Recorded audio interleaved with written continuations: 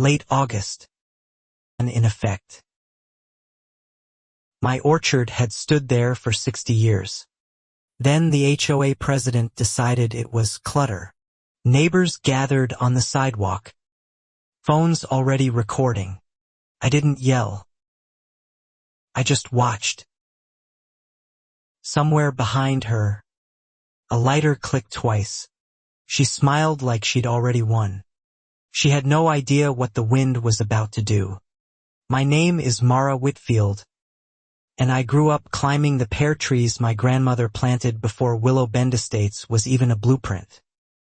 I inherited the orchard, the house, and her stubborn refusal to let anyone tell her what to do with her own land. By the time the subdivision closed in around us, my husband Tom and I had made peace with living inside an HOA that hated anything it couldn't measure with a ruler. We paid our dues. We thought that would be enough. The first sign of trouble came in a newsletter. Diane Castellano, freshly elected HOA president, had added a line under community standards about unmanaged agricultural growth being incompatible with Willow Bend's aesthetic vision. She never named my orchard. She didn't have to. Diane ran the HOA like it was her personal kingdom. And in fairness, most residents let her. She organized the holiday lights contest, chaired the landscaping committee, and had opinions about everyone's mailbox color. People called her intense. I called her something else. Privately, to Tom. Our first real conversation happened at a block party, where Diane cornered me by the lemonade table and asked, sweetly, whether I'd considered a more manicured look for the orchard. I told her the trees were older than the HOA itself. Her smile didn't move, but her eyes did.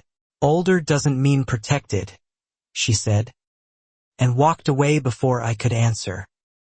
Tom thought I was overreacting when I told him it sounded like a threat. I wasn't overreacting.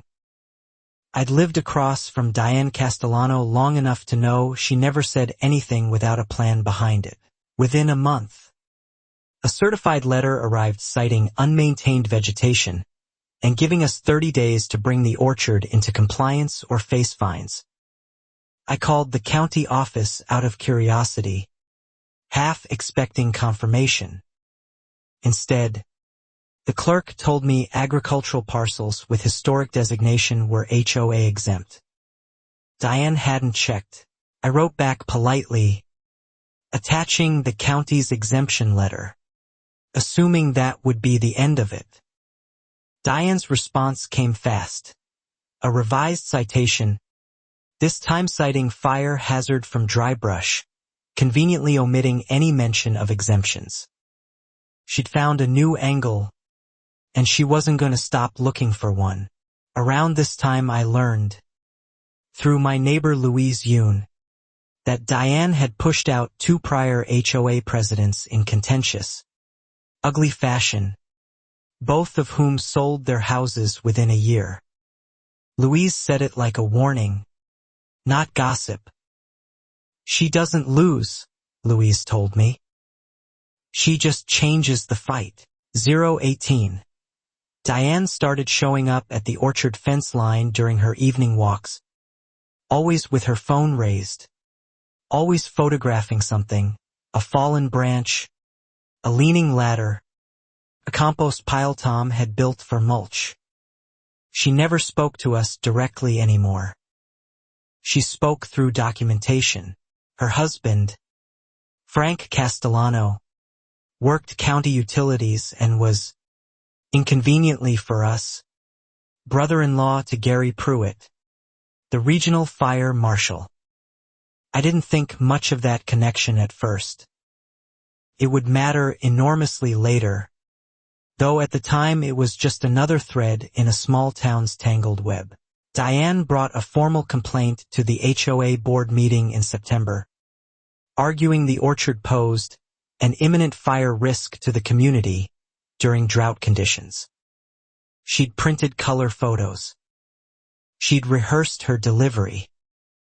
3 of the 5 board members nodded along like she was reading scripture. Not opinion. I stood up and reminded the board, calmly, that our land carried a conservation covenant predating the HOA's founding charter, one that explicitly protected agricultural use, including existing orchard and grove plantings, from HOA modification demands.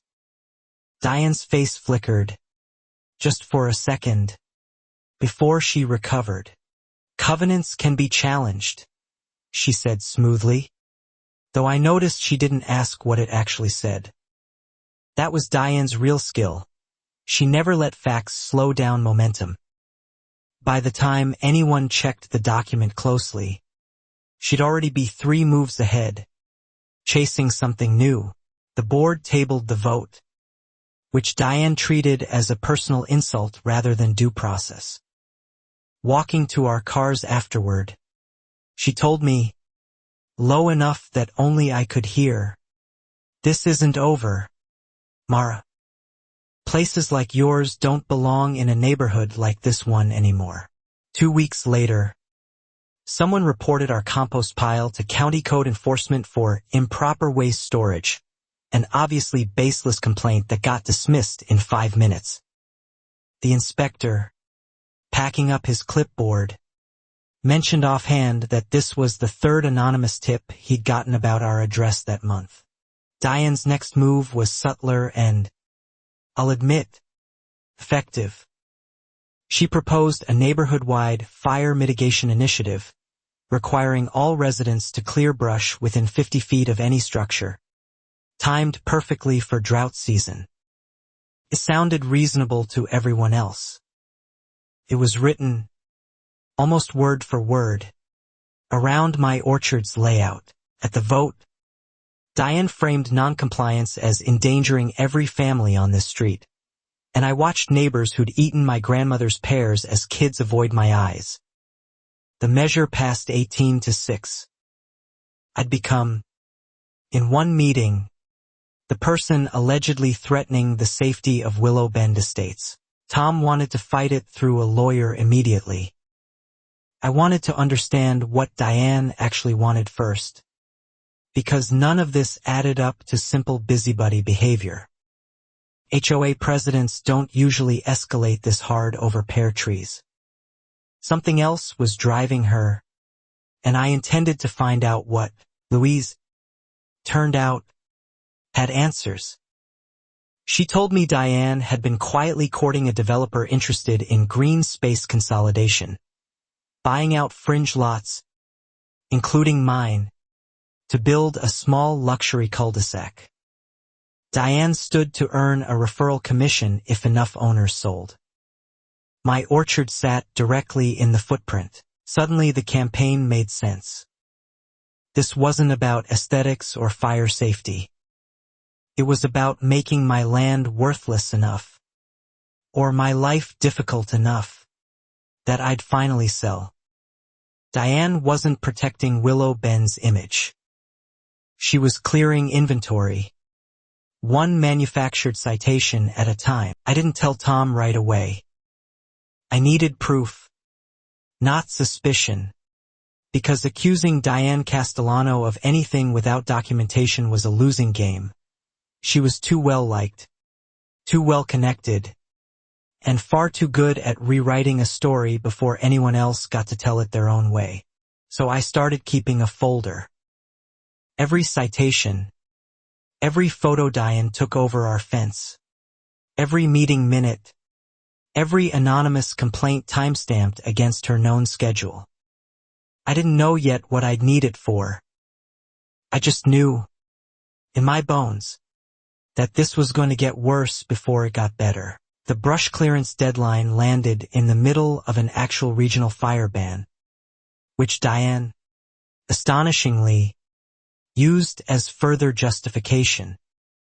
The ban proves how serious this is, she told the board, apparently not registering the irony that clearing brush during high winds and dry heat was itself a fire risk. I requested, in writing, an extension until the ban lifted, citing county guidance that discouraged large-scale vegetation clearing during red flag conditions. Diane denied it within an hour, copying the whole board on her reply. Rules are rules, Mara. We can't make exceptions because it's inconvenient for you. That same week, Diane hired a private landscaping crew, not the HOA's usual contractor, to assist compliant residents, though no other household got the offer. 2 men showed up at our fence line uninvited, chainsaws in hand, claiming Diane had authorized removal of hazardous overgrowth on our property. Tom physically blocked the gate and called the county sheriff's non-emergency line while I documented everything on video. The crew left, annoyed, muttering that they'd been told this was cleared with the owners. Diane later claimed it was a miscommunication. Miscommunications, with Diane, always seemed to point in one direction. At the next HOA meeting, I played the video. A few neighbors gasped audibly. Diane, unfazed, said she'd simply wanted to help expedite compliance, and that our refusal to cooperate reflected poorly on our commitment to community safety. Somehow, in her telling, we were the unreasonable ones. Louise pulled me aside afterward and admitted, quietly, that her security camera had also caught Diane herself walking our property line the previous week. Alone, well past dark, carrying something long and thin I couldn't quite make out from the description. Louise hadn't thought much of it until now. I asked Louise to send me the footage, and she promised she would once she found the right file. Her camera system stored months of clips, and she wasn't great with the app. Felt like a small, mundane detail at the time. It would end up being everything. Diane escalated to fines.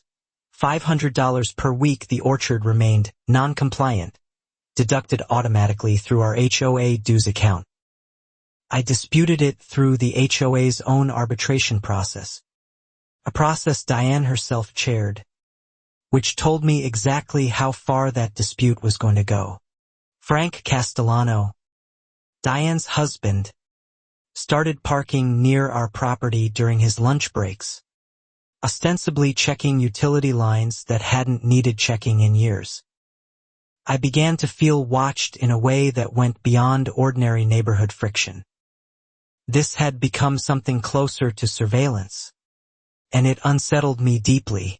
My teenage nephew, visiting for the weekend, mentioned offhand that Diane's son Cody was in his grade at the regional school and seemed miserable whenever her name came up. Kids notice things adults miss. I filed that comment away too, unsure yet what it meant, only that it meant something. The fines kept accumulating, and Tom, ever practical, suggested we simply thin the outer rows to satisfy the letter of the mitigation policy without gutting the orchard's heart. We compromised, clearing 40 feet of low brush ourselves, hoping reasonableness might blunt Diane's campaign. It didn't blunt anything. Diane inspected our work personally, photographed it from 6 angles, and declared it insufficient effort in bad faith, reinstating the fines retroactively. I realized then that no amount of compliance would ever satisfy her, because compliance was never actually the goal. Removal was the goal. Compliance was just her cover story. That night, an anonymous text arrived on my phone from an unknown number. She's not doing this for the neighborhood. Watch the burn pile behind the Castellano garage. Please be careful. I stared at it for a long time before showing Tom. Neither of us slept much that night. We couldn't trace the number, and I had no way to know if it was a prank, a trap, or something real. But it matched exactly what Louise had described seeing. Diane, alone, near our fence, carrying something long and thin. A rake. I genuinely couldn't say which. The fire ban tightened further as the drought worsened, with the county issuing daily red flag warnings and threatening criminal charges for any open burning. Diane, publicly, praised the ban as exactly the kind of seriousness Willow Bend needs. Privately, according to the anonymous texter, she was ignoring it entirely. I drove past the Castellano property that weekend and noticed, for the first time, a tarp-covered mound behind their detached garage, close to the fence line shared with 2 other homes. It hadn't been there a month earlier. I photographed it from the street, careful to stay on public right-of-way. Diane escalated the HOA proceedings to a formal notice of lien against our property. The maximum penalty available for repeated non-compliance, threatening our ability to refinance or sell without settling the debt first. It was an aggressive, almost desperate move for what had started as a landscaping complaint. At a community coffee, Louise finally found the footage from months back and sent it to me, grainy, time-stamped, showing Diane at our fence line at 11:40 p.m. Something long over her shoulder. Not conclusive, either. I added it carefully to the folder that kept getting heavier. The anonymous texter reached out again. It's Cody. Please don't tell my mom I've been messaging you. My stomach dropped. Diane's own son, a 15-year-old kid, was risking his mother's fury to warn a stranger.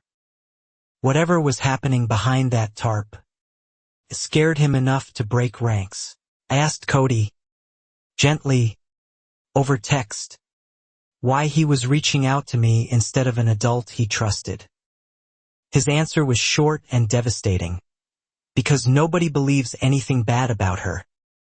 She's the nicest person at every meeting. Nobody sees what happens after. I believed him completely. Cody told me his mother had been quietly burning brush and yard debris behind the garage for weeks. Late at night, ban or no ban, using an old 55-gallon drum hidden from street view. He said she told him it was nobody's business what we do on our own land. I brought everything to the county fire marshal's office directly, bypassing the HOA entirely, since Diane clearly had influence there through Frank. The intake officer took my complaint politely but noted, almost apologetically, that anonymous tips without direct evidence rarely triggered inspections during an already overstretched fire season. Frustrated, I asked Louise if her camera could be angled to catch the shared fence line where the drum sat, and she agreed immediately, adjusting the mount that same afternoon. If Diane was going to keep breaking the ban in secret, I wanted a record that couldn't be dismissed as hearsay. Diane, meanwhile, filed for an emergency HOA hearing to force removal of hazardous trees on our property, citing a paid arborist report I'd never seen commissioned or requested. The report described root rot and structural instability that didn't match anything a licensed inspector had ever told us. I contacted the arborist named in the report directly. He sounded uncomfortable on the phone, eventually admitting Diane had asked him to write findings favorable to removal before he'd even visited the property, and that he'd since declined further HOA work rather than falsify another assessment for her. That admission, recorded with his permission, became the second real crack in Diane's carefully built case. A commissioned expert willing to say, on the record, that the HOA president had asked him to lie was not something even Diane's allies on the board could easily wave away. Still, the board meeting where I presented it turned ugly fast. Diane accused me of harassing a contractor into false statements to protect an unsafe eyesore, and 2 board members openly sided with her without asking a single question about the recording itself.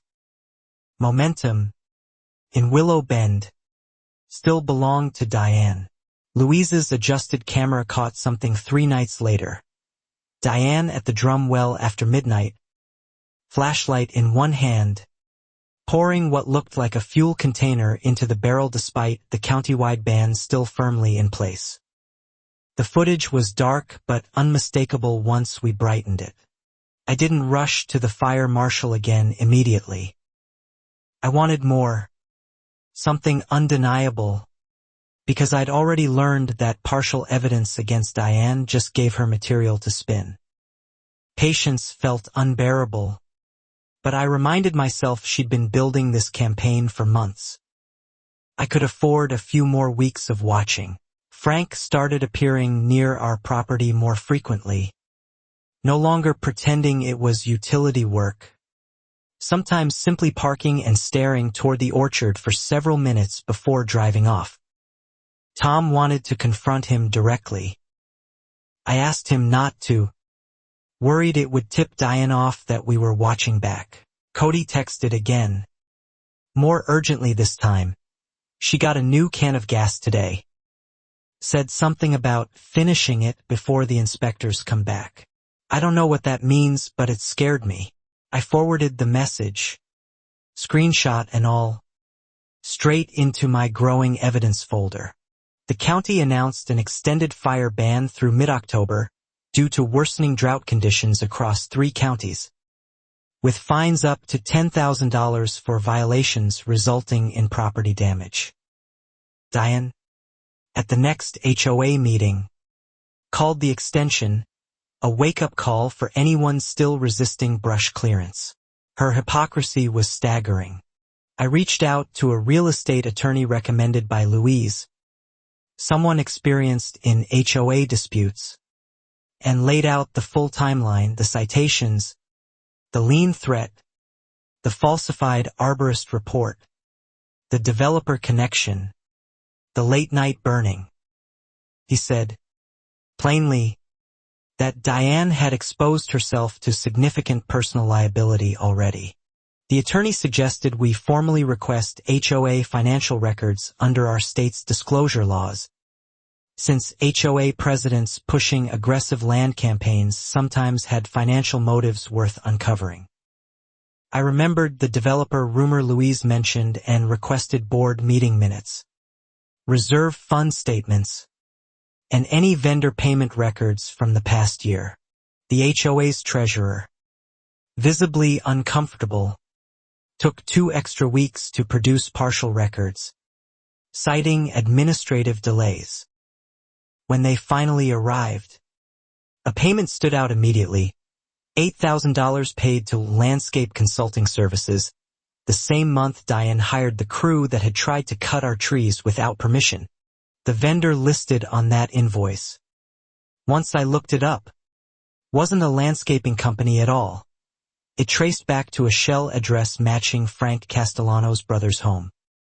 Money was moving from HOA reserves, through a fake vendor, back toward Diane's own family. This wasn't just overreach anymore. This was theft. I brought the financial discrepancy to the HOA's outside auditor rather than the board itself, unwilling to let Diane control the narrative around her own potential embezzlement. The auditor requested a formal review, which under the HOA bylaws Diane, as president, could delay but not indefinitely block once requested in writing. Diane must have sensed the walls closing in, because her tactics shifted from bureaucratic to personal almost overnight. She began telling neighbors, unprompted, that our orchard had always been a liability, and that she'd heard concerning things about our finances, seeding doubt the way she'd once seeded fire safety fears. Louise reported that Diane had stopped her on the sidewalk to ask, pointedly, whether Louise's camera system was picking up anything unusual lately, A question with no innocent version once you knew what that camera had already recorded. Louise, to her credit, said only, "Just the usual, Diane," and kept walking. The fire marshal's office finally called back, having received a second complaint. This one from a different neighbor who'd independently smelled smoke near the Castellano garage on multiple nights. Combined with our footage request, they agreed to schedule a compliance inspection, though not for another 11 days. Given their backlog, 11 days felt like an eternity given how erratic Diane had become. Cody's texts grew shorter and more anxious, describing arguments between his parents about the burn pile and the money stuff, phrases that told me the pressure inside that house was building well beyond anything about my orchard specifically. Tom suggested we simply wait for the inspection and stop escalating ourselves, worried that continued digging might provoke Diane into something reckless.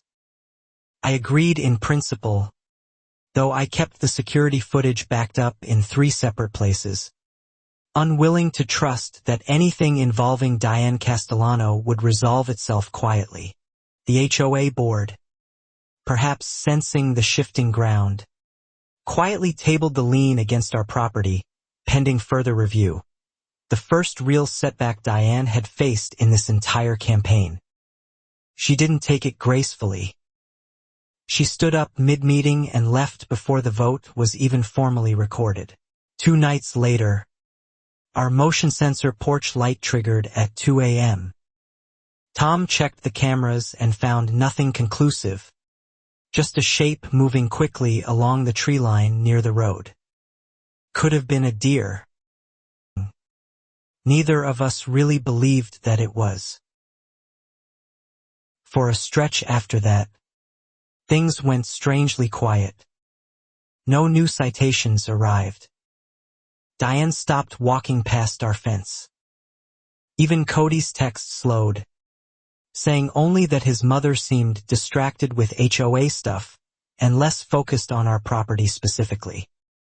Tom exhaled for what felt like the first time in months. I used the lull to organize everything methodically, a timeline document, cross-referenced with dates, screenshots, and the 2 pieces of footage Louise had captured. I sent copies to our attorney, to the auditor, and kept 1 printed set locked in a fireproof box in our own garage, just in case.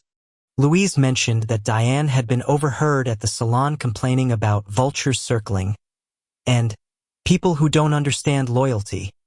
Language that suggested she knew, on some level, that scrutiny was mounting even if she didn't know exactly how much evidence had already been gathered against her.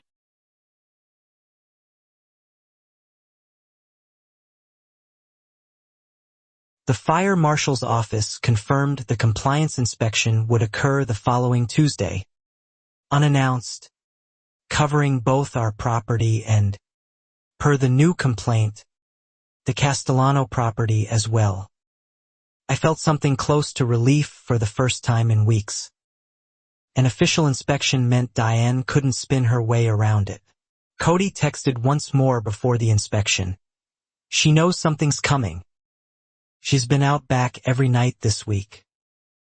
I'm scared of what she'll do if she gets caught. I told him, honestly, that adults were finally involved now, and that none of this was his responsibility to manage alone. The regional drought index hit a new seasonal high that week, and the county extended red flag warnings to include gusty overnight winds expected through the coming weekend, the exact conditions under which even a small, contained fire could become something far larger, far faster than anyone controlling it might expect. I remember standing in the orchard that Sunday evening, looking at trees my grandmother had planted with her own hands, wondering whether any of this, the citations, the lien, the embezzlement, the secret burning, would end before something irreversible happened. The quiet felt less like peace than like pressure. Tom found me there and reminded me, gently, That we'd done everything right. Documented, reported, stayed within the law even when Diane hadn't. Whatever came next, he said, wasn't something we'd caused. I wanted to believe him completely. Some small part of me still worried it wouldn't matter. The inspection got delayed 24 hours due to a separate wildfire call 2 counties over, pulling the marshal's limited staff away at the last minute. Diane, somehow, learned about the delay before we did, a detail that would matter enormously once I understood exactly how she'd found out. Frank Castellano, turned out, still had access to county dispatch schedules through his utilities job, a connection that gave Diane a narrow, unearned window most residents facing an inspection would never have had. She used that window exactly as Cody had feared she might. Saturday night brought sustained winds gusting past 30 miles an hour, the kind the county's fire warnings had explicitly cautioned against for any open flame whatsoever. Tom and I debated calling the fire marshal's office directly, worried the delayed inspection meant nobody official was watching the Castellano property that night. Around 10 p.m., Louise texted me a single line. Smoke behind their garage. A lot of it. I looked out our upstairs window and saw it too. A thin gray column rising against the dark, bending sharply sideways the moment it cleared the roofline, pushed hard by the gusting wind. I called 911 immediately, describing the smoke, the location, and the fire ban violation, while Tom grabbed our garden hose and moved toward the shared fence line, unwilling to simply wait and watch given how fast that column of smoke seemed to be thickening in the gusting dark. Dispatch confirmed a unit was already en route, likely due to Louise's simultaneous call, and asked us to stay clear of the area until firefighters arrived. Waiting felt impossible. The wind kept shifting, carrying sparks visibly now, orange flecks lifting off the drum and scattering toward the dry grass beyond the fence. By the time the first engine turned onto our street, the fire had already jumped the drum's rim, catching a stack of pruned branches Diane had piled nearby, the same hazardous overgrowth excuse she'd once used against us, except this pile belonged entirely to her own property. Firefighters worked fast, but the wind kept undoing their progress, pushing embers across the Castellano yard toward a wooden privacy fence that connected 3 neighboring properties in a continuous line. I watched from our porch, heart pounding, as a section of that fence caught almost instantly, flames racing along dry cedar. Diane stood in her driveway in a bathrobe, phone pressed to her ear, gesturing frantically at the firefighters as though she could direct their hoses through sheer force of personality. For the first time since I'd known her, Diane Castellano looked like someone who had completely lost control of a situation. The wind shifted again, harder this time, a gust strong enough to bend the smoke column 90 degrees toward the row of homes across from theirs. Homes belonging to 3 of the very board members who'd voted alongside Diane against my orchard just weeks earlier. Firefighters called for backup almost immediately, radioing that the burn had spread beyond a single property incident and now threatened structures on both sides of the block. Neighbors poured into the street in pajamas and robes, watching a fire that had started from a single hidden drum grow into something none of us could stop watching. I found Cody standing alone near the curb, staring at the flames with an expression I recognized instantly. Not shock exactly, but a grim, exhausted kind of vindication. The look of someone who had warned people for weeks and finally, terribly, been proven right. I told her, he said quietly. Not really to me, more to the fire itself. I told her the wind was going to do this. I put a hand on his shoulder and didn't say anything, because there wasn't anything gentle enough to say that also happened to be true.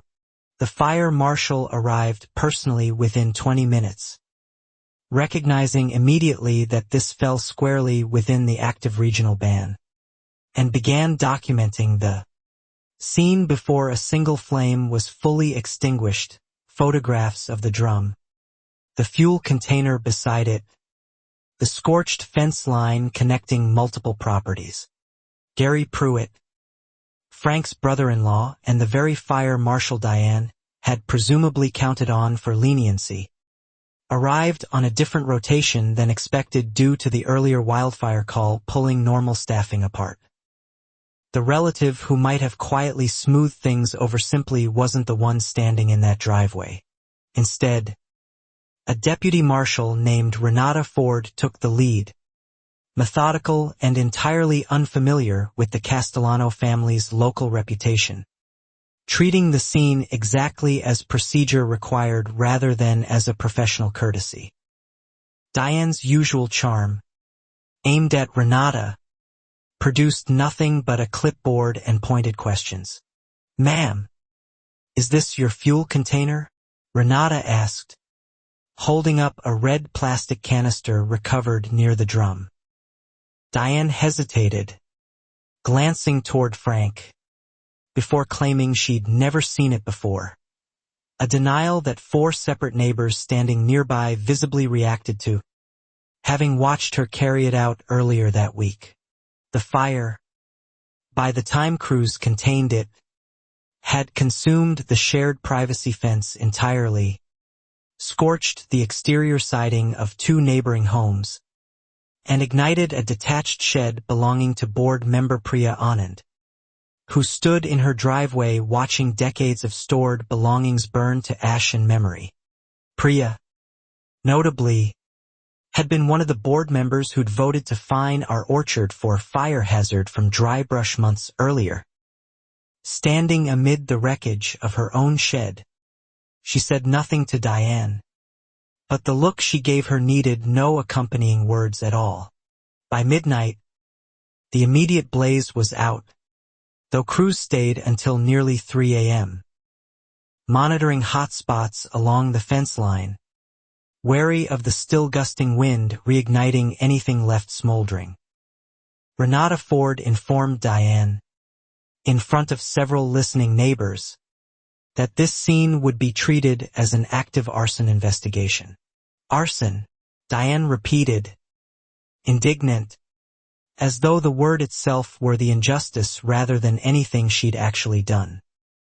"This was an accident. I was clearing brush." Canister, the drum, the countywide ban notice pinned publicly at the neighborhood entrance, and said nothing further.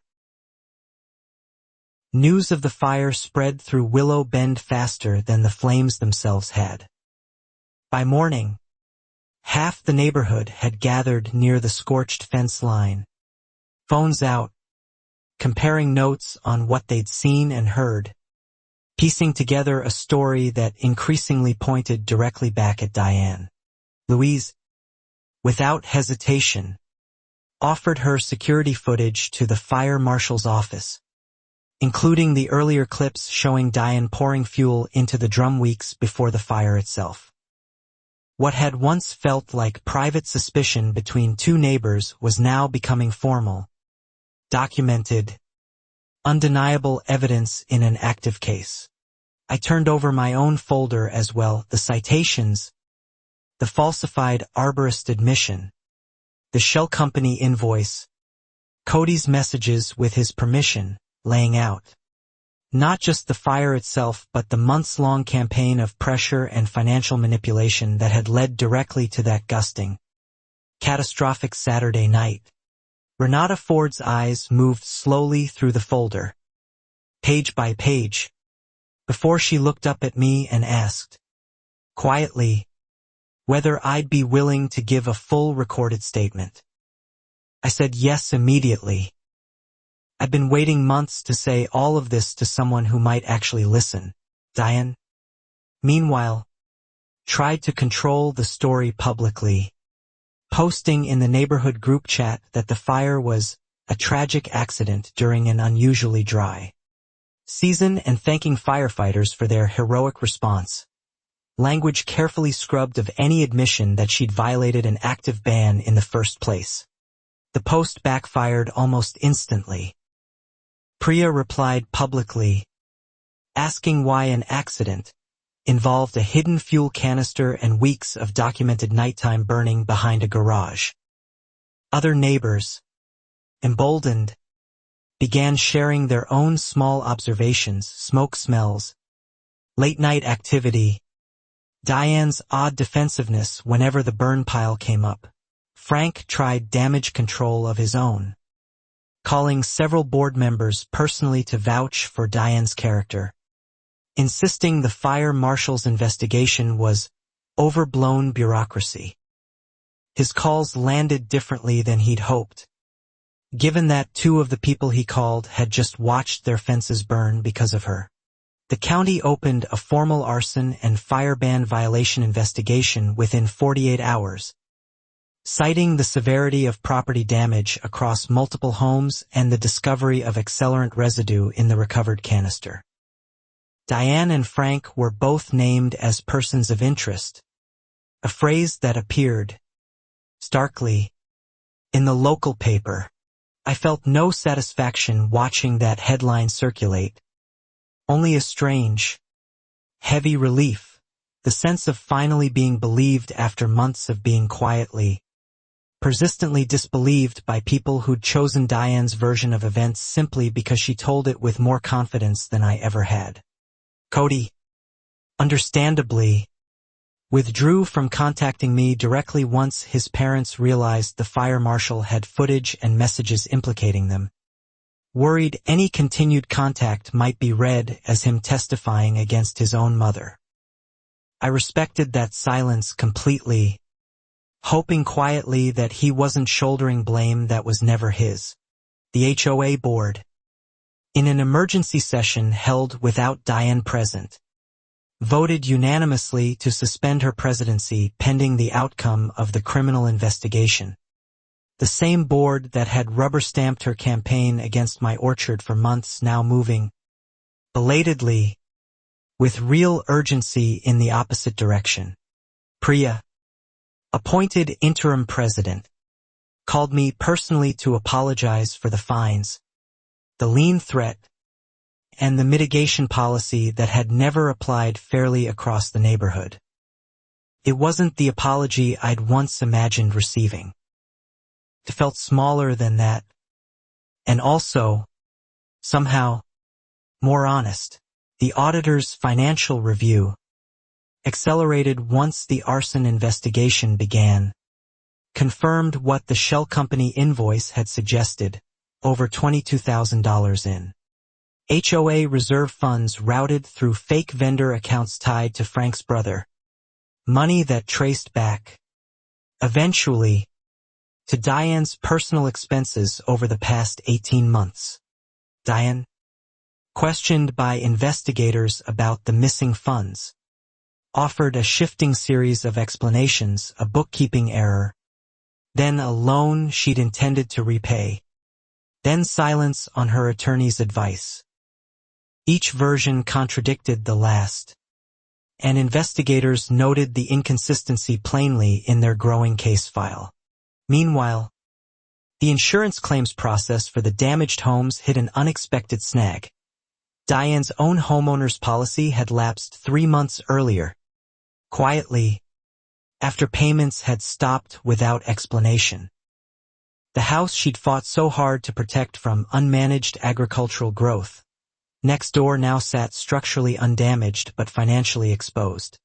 It emerged, through the same financial review, that the lapsed premium payments corresponded almost exactly to the months Diane had been funneling HOA money toward landscaping the neighborhood entrance and common areas, improvements the board had praised publicly, never realizing they'd effectively been paid for with embezzled reserves and a canceled insurance policy.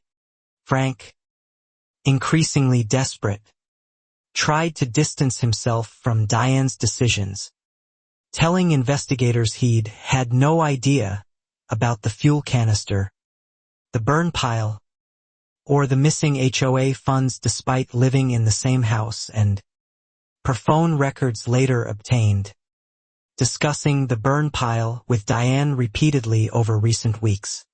Those phone records, subpoenaed as part of the arson case, included texts between Frank and Diane discussing the delayed inspection schedule Frank had accessed through his utilities job, the exact detail that had let Diane know she had a narrow window to finish burning before officials arrived.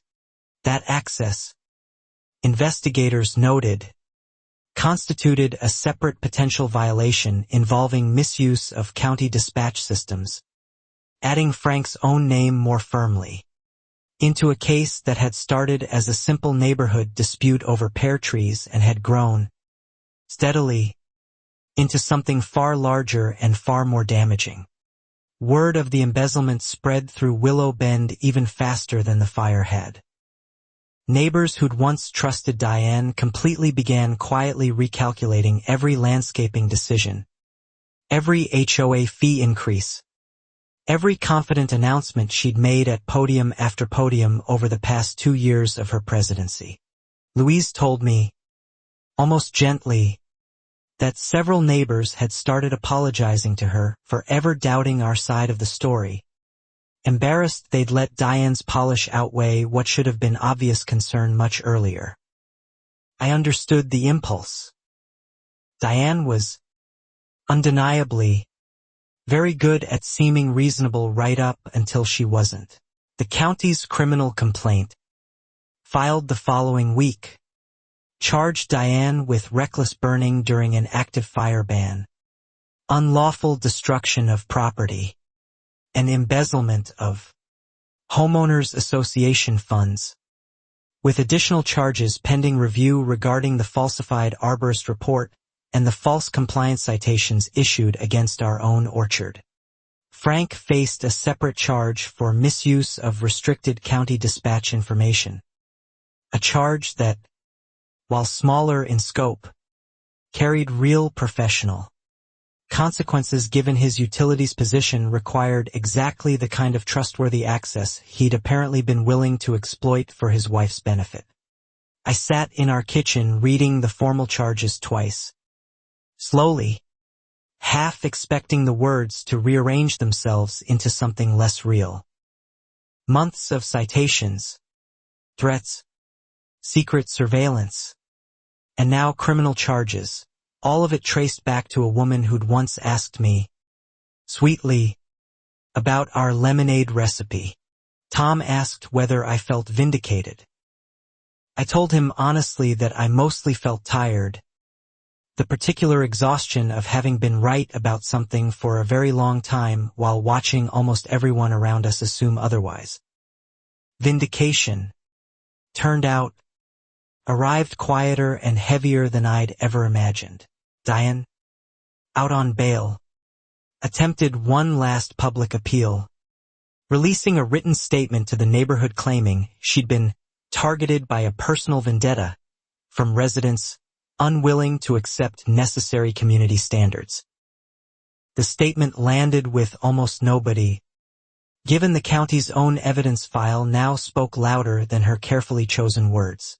Priya, still serving as interim president, formally rescinded every citation, fine, and the standing lien against our property, restoring our HOA account to good standing and issuing a written apology on behalf of the board for what she called the mitigation policy itself, once weaponized so precisely against our orchard, got rewritten entirely under Priya's leadership, now applying uniformly across every property with genuine input from the county fire marshal's office, rather than one resident's private interests dressed up as community safety concerns. Our attorney advised pursuing a civil claim against Diane personally for the harassment, false citations, and financial damages we'd absorbed over the past several months, separate from whatever criminal penalties the county eventually pursued. I hesitated at first, unsure I had the energy for another prolonged fight after everything already endured. Cody reached out one final time, this time by voicemail rather than text. His voice shaky but clear. "I'm sorry for everything my mom did to you and your trees. I just wanted you to know I never agreed with any of it." I called him back and told him he'd been braver than most adults I knew. The developer connection Louise had first mentioned months earlier resurfaced during discovery for the civil case, confirming Diane had indeed been in advanced talks to broker a land consolidation deal, with our orchard's parcel valued significantly higher once cleared of agricultural encumbrance. Her exact phrase, preserved in her own emails. Seeing that phrase in writing, cold and clinical, describing my grandmother's trees as an encumbrance to be removed for profit, settled something in me that all the citations and threats never quite had. This had never been about fire safety or aesthetics. It had always, simply, been about money. Diane's next escalation came not through the HOA anymore, since her suspension had stripped that avenue entirely, but through increasingly erratic personal behavior showing up, uninvited outside the county courthouse during pretrial hearings, confronting witnesses, including Louise, in parking lots, insisting everyone had misunderstood her intentions. The court issued a protective order after Louise reported Diane following her car twice in 1 week, a development that transformed the case, in the eyes of the community and eventually the prosecution, from a story about reckless burning into something closer to an ongoing pattern of intimidation. I received one unsettling encounter myself. Diane appeared at the farmer's market where Tom and I sold surplus pears each fall, standing silently near our stand for several minutes before saying, quietly, "You could have just sold to me. None of this had to happen." I said nothing back at all. That comment, reported to our attorney and eventually to investigators, became part of the mounting evidence suggesting Diane still viewed the entire situation through the lens of a failed business transaction rather than genuine remorse for the fire, the fraud, or the harassment she'd inflicted across an entire neighborhood. Frank, facing his own mounting legal pressure, quietly filed for separation from Diane, moving into his brother's house, the same brother whose name had appeared on the fraudulent HOA invoices, a detail the local paper couldn't resist including when covering the unraveling of the Castellano family's public standing. Diane, isolated now from both her husband and the HOA position that had defined her identity in Willow Bend, grew more desperate rather than more reflective, reportedly telling a remaining ally that she intended to make things right before the criminal trial began. Nobody, including Cody, believed that meant an apology. Cody moved in temporarily with Louise's family at his own request, an arrangement Louise offered without hesitation once it became clear how unstable things had become at home. He told me later it was the first time in months he'd slept through an entire night without checking outside for smoke. 3 weeks before her scheduled trial date, Diane was arrested a second time, this time for violating the protective order after investigators found her parked outside Louise's house at 1 a.m. Engine off, lights off, sitting silently in the dark in a way neighbors described as deeply unsettling. The arrest report noted a gas canister found in her trunk, smaller than the one used in the original fire but unmistakably similar, along with a lighter and a folded printout of Louise's home address with the security camera locations circled in red pen, clearly marked and deliberate. Prosecutors added attempted arson and stalking charges to the growing case file, arguing Diane's pattern of behavior showed escalating intent rather than a single moment of poor judgment during a drought. The bail conditions tightened significantly, with electronic monitoring now required pending her upcoming trial. I remember reading that detail, the circled camera locations, and feeling something cold settle over me that the fire itself somehow hadn't produced. Diane hadn't just lost control that windy Saturday night. She'd been planning, methodically, to do it again to someone who'd simply told the truth. Louise, shaken but resolute, decided to testify fully rather than let fear push her into silence. Telling investigators she refused to let someone like that decide how careful I have to be in my own driveway. Her courage, quiet and steady, became one of the case's most compelling threads. Cody, now formally in Louise's temporary custody arrangement with his father's reluctant consent, agreed to testify about the burn pile, the fuel canister, and the messages he'd sent me months earlier, understanding fully what that testimony would mean for his relationship with his mother going forward. The prosecution's case, once fragmented across separate complaints about fire, fraud, and harassment, consolidated into a single comprehensive narrative.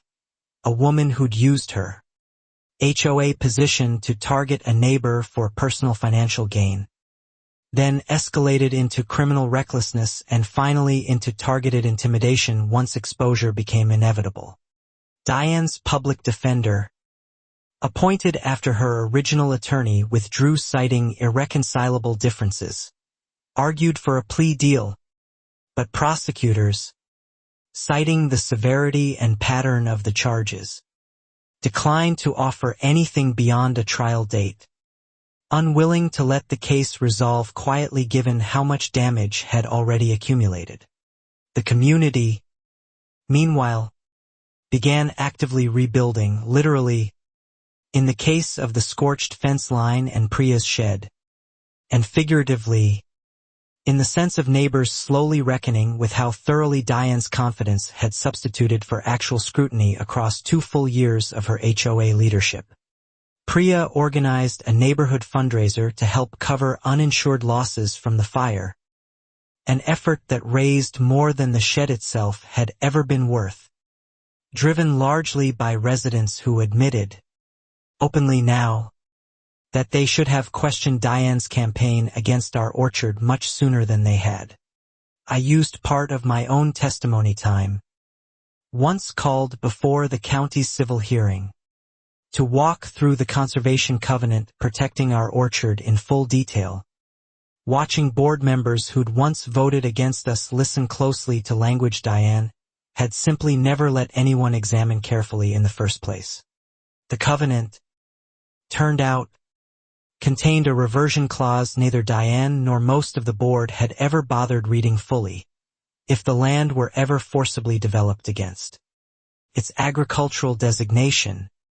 Ownership would revert entirely to my grandmother's original family trust, nullifying any consolidation deal Diane had quietly been brokering. That clause meant Diane's entire scheme, even absent the fire, embezzlement, and harassment charges, had been legally doomed from the start, a detail that felt, oddly, like the sharpest twist of all. She'd risked everything, destroyed her own family and reputation, chasing a deal that could never have legally closed. Our civil attorney used that reversion clause, combined with the developer emails, to argue Diane had knowingly pursued fraudulent land manipulation against a protected historic parcel, strengthening our case for damages well beyond simple harassment, into territory involving deliberate, sustained financial fraud targeting our family specifically. Diane's trial date arrived on an unseasonably calm October morning, the kind of stillness that felt almost deliberately ironic given how much wind had shaped everything leading up to it. I sat beside Tom in the gallery, Cody a few rows back beside Louise, Priya near the aisle. The prosecution opened by walking the jury through the timeline methodically. The citations, the falsified arborist report, the embezzled funds, the fire itself, and finally the stalking charges, presenting Diane not as a single bad night but as a sustained, calculated pattern of control and retaliation. Diane's defense attempted to frame the fire as accidental and the financial discrepancies as administrative confusion. But the shell company invoice, tied directly to Frank's brother's address, undercut that argument almost immediately, forcing the defense onto increasingly narrow ground as the trial's first week progressed.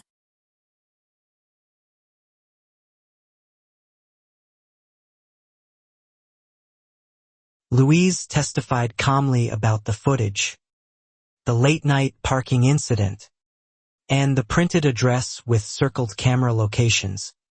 Her voice steady even when Diane's attorney tried, unsuccessfully, to suggest she'd exaggerated her fear for sympathy. The jury, watching closely, did not appear persuaded by that suggestion at all. Cody's testimony, delivered with visible difficulty but remarkable clarity, described the burn pile, the fuel canister, and the fear he'd carried for weeks about what his mother might do once she realized officials were closing in. Several jurors, I noticed, couldn't quite meet his eyes as he spoke. I testified next, walking through months of documentation, the folder that had once felt almost obsessive now serving as the backbone of a case proving exactly what Diane had spent so long insisting was paranoid overreaction. Watching her face while I spoke, I saw no remorse. Only calculation, still running. The arborist testified about being asked to falsify his report. The auditor testified about the embezzled funds. And Frank, called reluctantly by the prosecution, confirmed under oath that he'd shared the dispatch schedule with Diane despite knowing it violated county policy.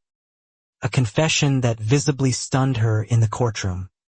Diane's own testimony, when she finally took the stand, alternated between defiance and thin, unconvincing apology, insisting she'd only ever wanted what was best for the neighborhood, even as prosecutors walked her through emails calling my orchard an encumbrance worth clearing for profit. Under cross-examination, Diane struggled to explain why a neighborhood safety advocate would need a fuel canister, a folded printout of camera locations, or a parked car outside a witness's house at 1 a.m. Her answers growing vaguer and more circular the longer the prosecutor pressed. The jury deliberated for just under 6 hours, a relatively short window given the complexity of charges spanning arson, fraud, and stalking, before returning guilty verdicts on nearly every count, with only the falsified report charge reduced due to a technical filing issue the judge noted separately. Diane's sentencing, held 3 weeks later, resulted in 4 years in state custody for the arson and fraud charges combined, plus a lengthy probationary period and restitution obligations covering the HOA's stolen funds, Priya's shed, and the damaged shared fence line connecting 3 separate properties. Frank received a lesser sentence for the dispatch misuse, primarily probation and a permanent bar from any position involving restricted county data access, effectively ending the utilities career he'd built over nearly 2 decades, a quieter but still significant consequence of choices made to protect his wife's scheme. Cody, present for sentencing at his own insistence despite his father's discomfort, told the judge in a brief victim-adjacent statement that he hoped his mother would eventually understand what she'd cost their family, not the fines or the fire damage, but the trust he wasn't sure he'd ever fully rebuild. I watched Diane let out afterward, her posture still oddly composed, still performing certainty even in restraints, and felt none of the triumph I might have expected months earlier. Mostly I felt grief for Cody, for Frank's ruined career, for a neighborhood that had trusted the wrong person for far too long. The civil case settled shortly after sentencing, with damages covering our legal fees, the fraudulent fines we'd paid, and additional compensation for months of documented harassment, though no dollar figure ever fully addressed the sleepless nights, the surveillance, or the fear that had settled over our home for so long. Priya, still leading the HOA as interim president, proposed making the arrangement permanent, and the board, chastened and genuinely different now, voted unanimously in favor. Her first major initiative involved fully reviewing every citation and fine issued under Diane's tenure, correcting years of quietly uneven enforcement across Willow Bend estates. Our orchard, formally recognized now under an updated HOA policy explicitly protecting historic agricultural parcels, remained exactly as my grandmother had left it, a little wild at the edges, deeply loved, and finally, after everything, secure from anyone who might try again to claim it wasn't worth protecting. Louise's cameras stayed up, though the anxious checking that had once accompanied every notification gradually faded into ordinary neighborhood watchfulness rather than genuine fear. She told me once, laughing quietly, that she never expected suburban security footage to end up solving an arson and embezzlement case. But there it was. Cody stayed close with Louise's family through the following year, visiting his father on weekends and slowly, carefully, rebuilding a relationship with a mother he still loved despite everything. Though always, he told me, from a distance now, and on my own terms, not hers. Frank eventually moved out of state, taking a quieter job unrelated to utilities, occasionally sending Cody birthday cards that Cody kept but rarely responded to, a small, ongoing sadness threaded through an otherwise steadily healing family story none of us had asked to be part of. The developer, once so eager to court Diane's promised parcel, quietly withdrew all interest once the reversion clause and criminal case became public record. Another quiet vindication that felt less like victory and more like simple relief that the whole manufactured campaign had truly, finally ended. Willow Bend's next HOA election drew unusually high turnout. Residents no longer willing to rubber stamp confident personalities without asking harder questions first. Priya won easily, running on a simple platform, transparency, uniform enforcement, and, as she put it at the final debate, no more surprises hidden behind other people's fences. I planted 3 new pear saplings that spring, not to replace anything my grandmother had grown, but to add to it, a small act of continuation that felt more meaningful than any courtroom verdict ever could. Tom helped me stake them against the wind, the same wind that had once threatened everything. Some evenings I still catch myself checking the fence line out of old habit, watching for smoke or flashlights or a familiar figure with a phone raised too high. The habit is fading slowly, the way fear tends to when the thing that caused it finally, truly, stops being a threat. Louise and I started a small informal tradition, walking the block together most evenings now, partly for exercise and partly, honestly, because neither of us fully trusts quiet neighborhoods the way we used to. It's a small cost, manageable, compared to everything the alternative could have looked like. Cody, now finishing high school, mentioned wanting to study environmental law someday, telling me once, half joking, that watching his mother's case unfold taught him more about accountability than any classroom ever could. I told him I thought that would make him very good at it, and I meant it completely. Priya's HOA reforms held steady through a full year of renewed elections, board turnover, and one especially contentious debate about mailbox colors that, compared to everything Willow Bend had already survived, felt almost pleasantly, ordinarily small in scale. I think often about the anonymous text that started unraveling everything, sent by a scared 15-year-old willing to risk his mother's fury because he couldn't stand watching her hurt someone else quietly. Bravery, I've learned, doesn't always look dramatic. Sometimes it's just a kid, alone, deciding to tell the truth anyway. The wind that night could have gone any direction. It could have stayed contained to that single ugly drum behind a garage, and Diane might have kept building her campaign for years, unbothered, unchallenged, exactly as she'd clearly expected to. Instead, it shifted, and it carried the truth with it. People still ask me sometimes whether I regret how long I waited to fight back publicly, whether I should have gone straight to a lawyer the moment that first citation arrived.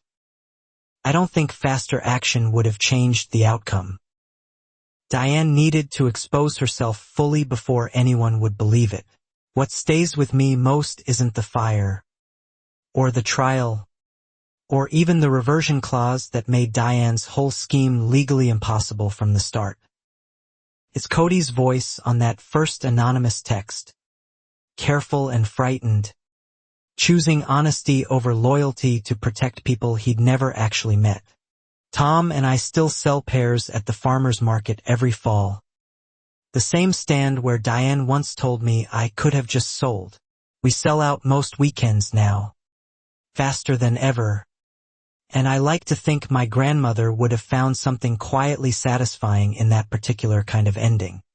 The orchard doesn't need protecting from anyone anymore. Not really, though I suspect some part of me will always watch the fence line a little more carefully than I used to. Some habits, born from real danger, don't fully disappear. They just become part of how you tend the things you love. Willow Bend Estates looks, on the surface, almost exactly like it did 2 years ago. Same lawns, same holiday lights each December, same familiar walking loops Louise and I still take most evenings. But underneath that surface, something fundamental shifted the night the wind changed direction and refused to change back. Diane's name still comes up occasionally at board meetings, usually in reference to whichever policy Priya's reforms replaced, spoken now not with fear or deference but with the flat, matter-of-fact tone people use for cautionary tales. A story told to remind new residents what unchecked confidence can quietly cost everyone. I keep the folder still, the original one, tucked in that same fireproof box in our garage. Not because I need it anymore, but because I think I'll always want proof, somewhere close, that patience and documentation eventually mattered more than someone else's louder, more confident version of events. Cody visits the orchard sometimes, usually in late summer when the pears start ripening, picking a few for himself the way my nephew always does, and I've come to think of him less as Diane's son and more as simply Cody, brave, thoughtful, entirely his own person now. The last I heard, Diane remained in state custody, her earliest possible release still over a year away, restitution payments arriving irregularly through the court system, a slow, unglamorous accounting for everything she'd once tried to seize through confidence and paperwork instead of honesty. I don't spend much time imagining what she thinks about, sitting with all that time now to reconsider decisions she made in such a hurry. I found I don't need her remorse to feel finished with this. The orchard is still standing. That, in the end, was always the only thing I needed. Some nights, when the wind picks up the way it did that Saturday, I still step outside just to check the direction it's blowing. An old habit that's slowly softening into something closer to simple attentiveness than fear. The trees sway a little. Nothing catches for anymore. Priya once told me she thought the whole ordeal had made Willow Bend Estates a genuinely better place to live. Harder to fool now. More willing to ask uncomfortable questions before trusting someone's confident smile completely. I told her I hoped that lesson would outlast all of us who'd lived through learning it. Louise's camera footage, once just a mundane security measure, ended up permanently archived as part of the county's case file. A strange little legacy for a system she'd installed mainly to catch package thieves. She jokes now that it's the most useful thing she's ever bought for the house. Tom and I talk sometimes about what would have happened if the wind hadn't shifted that night. If the fire had simply burned itself out quietly behind that garage the way Diane had clearly planned. I don't like following that thought very far. I'm grateful, mostly, that we never had to. The following spring, the county held a small ceremony formally designating our orchard a protected historic agricultural site. A status that made any future attempt like Diane's essentially impossible under state conservation law. My grandmother's trees, finally, carried protection stronger than any HOA policy could ever override again. Standing at that ceremony, pear blossoms scattering lightly in a gentle, ordinary breeze, I thought about how differently that same wind had behaved just months earlier. Carrying sparks instead of petals, carrying exposure instead of ruin. Wind, turns out, doesn't choose sides. It simply reveals what's already there. Cody stood near the back of the small crowd that day, hands in his pockets, watching quietly, and afterward he told me it felt strange but good to see something rebuilt from what his family had nearly destroyed. I told him he hadn't destroyed anything. He'd been the one who tried to stop it. Diane's suspended HOA presidency was formally, permanently revoked that same season. A largely symbolic move given the criminal conviction. But Priya insisted on doing it properly. Through an official board vote. Closing a chapter that had opened almost 2 years earlier with a single condescending line in a newsletter. I sometimes wonder whether Diane ever fully understood, even now, that the reversion clause meant her entire scheme could never have legally succeeded. Fire or no fire, embezzlement or no embezzlement. She'd destroyed her marriage, her career, her relationship with her son, chasing a deal that had been impossible from the very beginning. That particular irony feels less like poetic justice and more like a quiet, sobering fact, proof that certainty, however confidently performed, doesn't actually make someone correct. Diane had never once, in 2 years of campaigning against my grandmother's trees, bothered to read the document that would have stopped her instantly. Willow Bend's new HOA newsletter, under Priya's editorship, now includes a standing section explaining any covenant or easement affecting a property before citations can even be issued. A small procedural change born directly from everything that had gone so catastrophically wrong under the previous administration's confident, careless leadership. I still find it strange. Some mornings, walking the orchard Rose my grandmother planted, that something this quiet and rooted became the center of so much fire, fraud, and fear. But maybe that's exactly why Diane targeted it. quiet, rooted things are easy to underestimate, right up until the wind shifts. It was Louise who called me first that Saturday night, and it was Louise's footage that anchored the entire case against Diane months later. A fact that still strikes me as fitting given how the whole conflict began with Diane assuming nobody in this neighborhood was watching closely enough to stop her. People ask sometimes what I'd say to Diane now, if given the chance. I've thought about it more than I probably should. Mostly, I think I'd just ask her, honestly, whether any of it, the fines, the fraud, the fire, ever actually felt worth what she ultimately lost. I doubt she'd have a real answer. Diane never struck me as someone capable of that kind of honest reckoning. Even at the very end, even facing a jury laying out, in exhaustive detail, exactly how far she'd been willing to go over a piece of land she never legally could have claimed.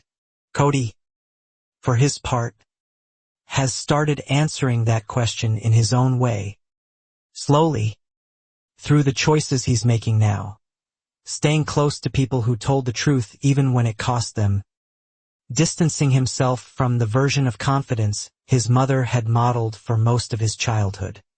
Frank's occasional birthday cards still arrive, and Cody still keeps them, unopened sometimes for weeks at a time, a small, private struggle that has nothing to do with Willow Bend or HOA politics and everything to do with a teenager trying to figure out how much space to leave for a parent's mistakes.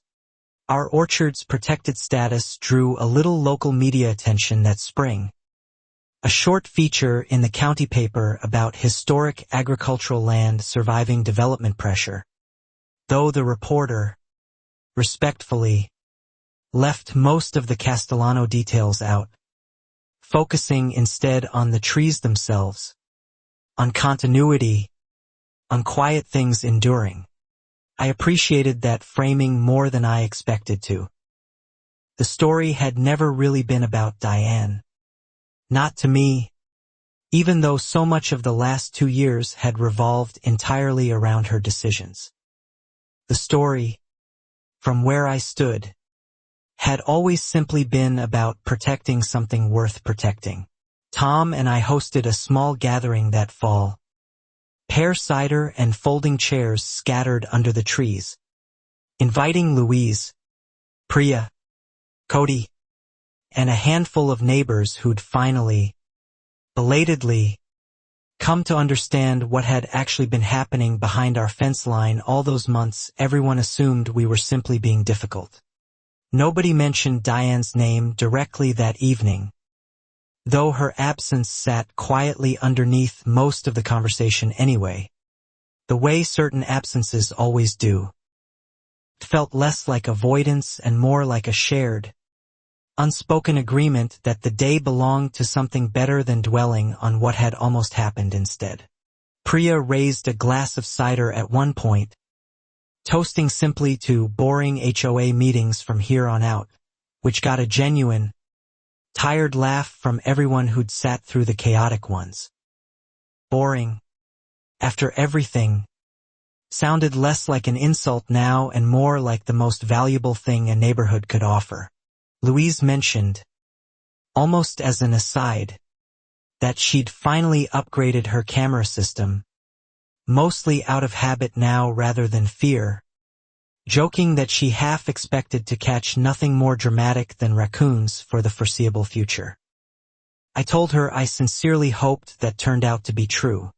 Cody left that evening with a small paper bag of pears, the same way my nephew always did, and something about watching him walk down the driveway, unhurried, unafraid, settled a piece of worry in me that had been sitting there, quietly, since the very first anonymous text he'd sent months earlier. Diane's restitution payments continued arriving slowly through the county system over the following year, covering fractions of the HOA's stolen funds, Priya's shed, and our own legal costs. A slow, unglamorous kind of accountability that felt less satisfying than the trial but somehow more permanent, more real. I stopped checking the case docket eventually, not out of avoidance but because I genuinely didn't need to anymore. The orchard stood. Cody was safe and thriving in his own careful way. Whatever Diane did with the rest of her sentence belonged to her now, not to us. Willow Bend's HOA, under PREA, eventually revised its entire citation process to require independent county verification before any fine could be issued. A direct, structural response to exactly the kind of unchecked, personally motivated enforcement that had let Diane operate unquestioned for so long before anyone intervened meaningfully. Frank's career, once solid and unremarkable, never fully recovered, and he eventually settled into a quieter, smaller life several states away, occasionally reaching out to PREA's office for updates on Cody that PREA, kindly but firmly, always redirected back through proper channels rather than informal gossip. I think about Eleanor, my grandmother, often when I walk these rows now, how she'd planted these trees decades before anyone imagined a subdivision here, how she'd have found Diane's entire campaign almost comically small against the scale of what these roots had already survived over 60 patient years. The reversion clause she'd insisted on decades ago, dismissed by some relatives at the time as unnecessary caution, ended up being the single most important sentence in our family's history, quietly ensuring that no confident HOA president, however determined, could ever legally claim what wasn't hers to take. I've started telling that story to Cody sometimes, about Eleanor's stubbornness, her insistence on protections nobody thought she'd ever actually need. He listens closely every time, and I think, in some quiet way, he recognizes something of his own recent bravery reflected back in hers. Louise and I still walk the block most evenings, though the conversation has drifted, gradually, away from cameras and citations and toward ordinary things. Her garden, my grafting experiments, the new family that moved in where the Castellanos used to live, quiet and unremarkable in exactly the way neighbors should be. That new family asked me once, cautiously, about some drama they'd heard vague rumors about involving the previous owners. I gave them the short version, an HOA dispute that got out of hand, and left the rest for them to discover slowly, the way most neighborhoods eventually reveal their history anyway. PREA's re-election the following year passed almost without incident, a stark, welcome contrast to the contentious meetings that had once defined Willow Bend's HOA politics. Her simple campaign message, fairness, transparency, no more hidden agendas behind fence lines, needed no embellishment anymore. People had already lived the alternative. I planted a fourth sapling that spring, near the fence line where the crew had once tried to cut without permission. A deliberate choice, marking exactly the spot where this entire fight had technically begun. Now simply another quiet row of trees growing steadily toward some distant harvest years from now. Cody stopped by unannounced one afternoon that summer, taller than I remembered, mentioning he'd gotten into a state university's environmental policy program starting that fall. He wanted me to know before he left town, he said, because I'd been one of the first adults who ever actually believed him. I told him that believing him hadn't been difficult at all. Not once I'd actually listened. The hard part, I said, had been waiting long enough for everyone else to catch up to something a scared 15-year-old had understood clearly months before any adult around him was willing to admit it. He laughed a little at that, quieter than his mother's laugh had ever been, and said he hoped his coursework would eventually help him understand exactly the kind of systems HOA boards, land covenants, fire regulations that had almost let someone like Diane get away with everything she'd attempted. Watching him walk back toward his car that day, pear leaves rustling gently overhead in an entirely unremarkable breeze, I felt something settle completely that had been unsettled since that very first certified letter arrived years earlier. This particular story, finally, fully, felt like it had reached its true ending. The orchard still stands exactly where my grandmother planted it. 60-some years and one catastrophic fire season later, protected now by law, by community, and by a wind that had once, on one gusting Saturday night, decided to reveal precisely who deserved protecting and who never actually did. Diane Castellano remains, as of this writing, in state custody, her HOA presidency a permanently closed chapter, her marriage ended, her son thriving states away from the confident, controlling version of certainty she'd once tried so hard to project onto an entire neighborhood that eventually, thoroughly, stopped believing her. I don't know if she's changed. Honestly, that some people never fully do. That confidence built on control rather than honesty tends to calcify rather than soften. Even under the weight of everything Diane ultimately lost chasing a deal that legal documents had made impossible from the very beginning. What I do know is this: the orchard survived her. Cody survived her. Imperfect but genuinely trying now. Survived her too. And some nights, standing among these trees my grandmother planted long before any of this began, that feels like more than enough of an ending.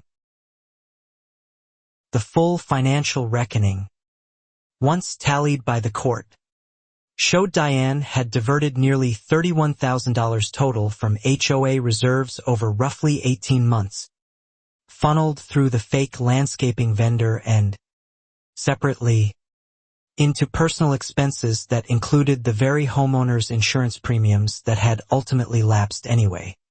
That lapse, investigators noted almost as a footnote, meant Diane's own uninsured exposure during the fire had been entirely self-inflicted. Money meant to protect her own home instead spent maintaining an image of HOA competence that had, in the end, been built almost entirely on manufactured citations and quiet theft. The irony wasn't lost on anyone in Willow Bend once the full accounting became public. Diane had spent months insisting our orchard threatened the neighborhood's financial value, all while quietly draining the very fund meant to protect everyone's actual property, including, unknowingly, her own family's home and future. Priya's office eventually published a full, anonymized summary of the financial review for residents, partly for transparency and partly, she admitted to me privately, because she wanted future board members to understand exactly how easily unchecked confidence could disguise sustained, deliberate financial harm within a small community.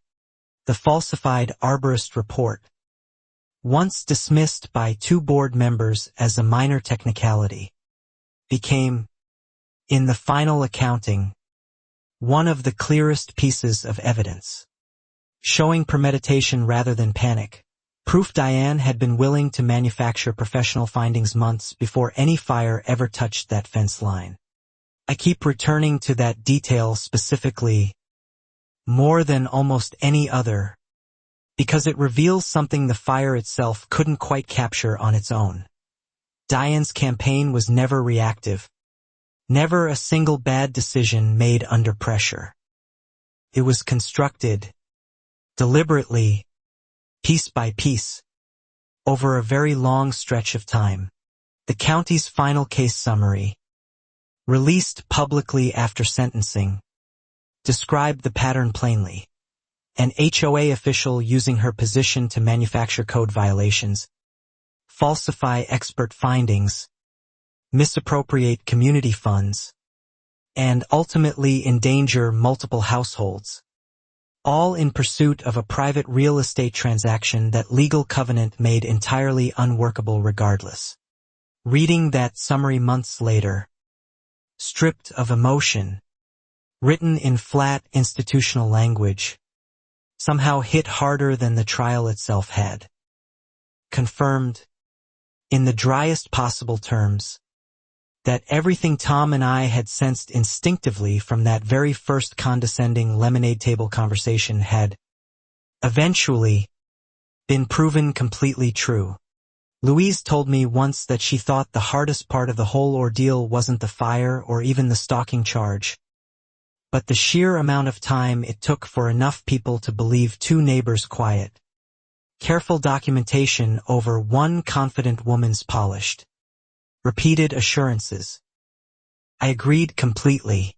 Cody, before leaving for college that fall, asked if he could take a few grafted cuttings from the orchard with him, wanting to plant something small at his new apartment as a reminder, he said, of the place that taught me telling the truth eventually actually matters. I gave him 4. Watching him carefully wrap those cuttings in damp paper towels before packing them, I thought about how strange and quietly hopeful it was that something my grandmother planted out of simple stubborn love had ended up, decades later, teaching an entirely unrelated teenager exactly that same lesson. The neighborhood itself settled, gradually, into something calmer and more genuinely careful than it had ever been under Diane's confident leadership. Board meetings now, running long not from conflict but from thorough, deliberate discussion, the kind Priya insisted on precisely because she'd watched what shortcuts had once cost everyone. I don't think Willow Bend Estates will ever fully forget what happened that windy Saturday night, and honestly, I hope it doesn't. Some lessons need to stay a little uncomfortable, a little present, to keep the next confident, controlling personality from quietly building the exact same kind of campaign again. The scorched section of shared fence line was eventually rebuilt, funded partly by restitution payments and partly by the neighborhood fundraiser Priya had organized, though everyone involved agreed, without much discussion, to leave one small blackened post standing beside it, unreplaced, as a quiet, permanent reminder. Priya called it, only half joking, the world's smallest historical marker, and somehow that description stuck, becoming a small, dark landmark residence pointed out to new neighbors along with the story, or at least the short version of it, of everything that had happened there. Our orchard's harvest that following autumn was the best in years. Heavy branches bending low with fruit, and Tom joked that the trees themselves seemed to know something had finally, fully resolved. I didn't argue with him. Some years, it really does feel like the land understands more than we give it credit for. Standing among those heavy branches, pears cool and solid in my palms, I thought back to that very first hook of a night, the smoke, the wind, Diane's composed panic dissolving in real time, and realized how completely that single shifting gust had changed the direction of everything that followed. It hadn't been strategy, or legal maneuvering, or even Cody's brave, quiet warnings that ultimately exposed Diane. Not entirely. It had been ordinary, indifferent wind, doing exactly what wind does during a drought, revealing consequences that Diane had spent months insisting could never possibly touch her own carefully guarded life. 2 years after that fire, our orchard stands taller, more protected, more deeply rooted in this small community than it ever was before Diane Castellano decided it was clutter worth clearing for profit. Every spring blossom feels, now, like quiet proof of exactly how badly that particular gamble ultimately failed her. Cody calls occasionally from college, usually to ask how the grafted cuttings are doing, and I always tell him the truth, whatever it is that season, because he taught me, indirectly, just how much that simple habit is actually worth when everyone around you has stopped expecting it from anyone. Somewhere behind a state facility fence, Diane Castellano still counts down toward a release date she'll reach eventually. Older, poorer, entirely alone in the ways that matter most. And somewhere behind ours, 60-some-year-old pear trees keep growing exactly as my grandmother intended. Patient, rooted, and finally, completely safe. Tom and I renewed the orchard's protected designation paperwork ourselves this spring, sitting at the same kitchen table where we'd once spread out citations and fines, filling out forms that felt almost boring now. Ordinary, the exact opposite of the chaos that had once defined every piece of mail from the HOA. Louise came by while we worked, dropping off a jar of her own preserves made from last fall's surplus pears. And we sat on the porch afterward the way we used to before any of this started, talking about nothing important, which felt, honestly, like the biggest victory of all. Priya stopped in too, unofficially, just to see how the fourth sapling was doing near the old fence line, and admitted she still thought about that first meeting sometimes, the one where she'd voted against us without asking a single real question. She said she never planned to make that mistake again. Cody's cuttings, he told me over a video call, had rooted successfully in small pots on his dorm windowsill, fragile but alive, and he'd already promised his roommate actual pears within a few years if the little trees kept growing the way the ones back home always had for so long. I think about Eleanor often in moments like these, quiet and unremarkable, exactly the kind of moments she must have imagined when she planted trees on land she believed deserved protecting long before anyone else could see the value in it. She never needed vindication. She only ever needed time. The wind still comes through Willow Bend most autumn evenings, rattling the orchard's upper branches, carrying the smell of ripening fruit instead of smoke now, and I've stopped flinching at it the way I used to. Some winds destroy things. This one, in the end, only ever helped things grow. Willow Bend Estates moves on now the way most neighborhoods eventually do. Holiday lights each December, quiet disputes over paint colors, ordinary meetings that end on time. Nobody mentions Diane much anymore, not out of denial, but because the story finally has an ending solid enough to stop needing retelling. I still walk the rows some mornings before Tom wakes, coffee in hand, checking nothing in particular, just present among trees that outlasted a fire, a fraud, and a woman who mistook confidence for ownership. Some things, turns out, were never actually hers to take in the first place.